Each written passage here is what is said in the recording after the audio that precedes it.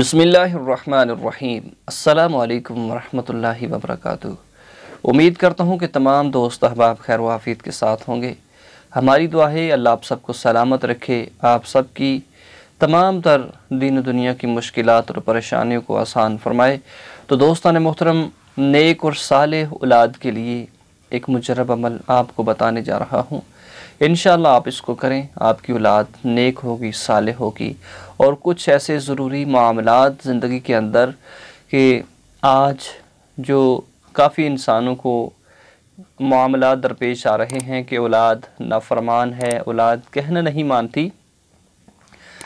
किसी कहने वाले ने बड़े खूबसूरत अंदाज के साथ कहा है कि एक बाप जो है 6 से 7, 8, 9, 10 बच्चों की परवरिश कर सकता है, लेकिन जब वही 7, 8, 9 बच्चे जवान हो जाते हैं, कमाने लग जाते हैं, तो एक वो माँ बाप को नहीं संभाल सकते।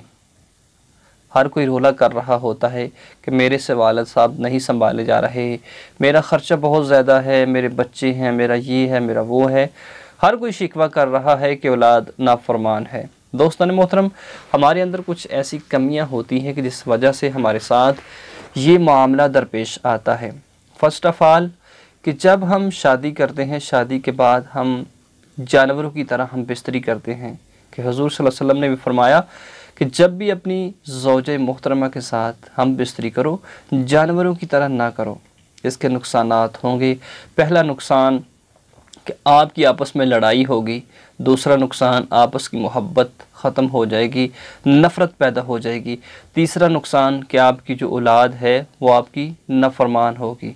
तो दोस्तों मोहतरम, सबसे बेहतरीन अमल यही है कि जिस तरह सरकार मदीना सल्लल्लाहु अलैहि वसल्लम ने हम बिस्तरी करने के बारे में फ़रमाया, उन्हीं बातों पे अमल करें।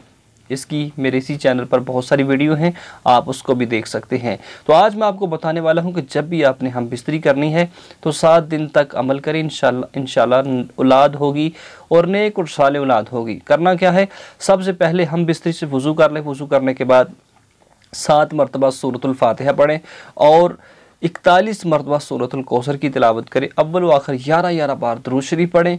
ये अमल करके इंशाल्लाह आप वाइफ हो या हस्बैंड हो, ये दोनों अमल कर सकते हैं और हम बिस्तरी करें। और हम बिस्तरी इस्लामी तरीके के साथ करें। जब अपनी वाइफ के पास जाएं तो आऊज़ु बिल्लाहि मिनश शैतानिर रजीम बिस्मिल्लाहिर्रहमानिर्रहीम पढ़कर अल्लाह से दुआ कर लें कि मौला मैं अपनी ज़ौजा के पास जा रहा हूँ, मुझे और इसको शैतान के शर से महफूज रख और जो औलाद पैदा हो उसको भी महफूज रख। यही तरीक़ेकार है। इसी तरीके पर अमल करेंगे, इंशाल्लाह बहुत सारी बरक़ात आपको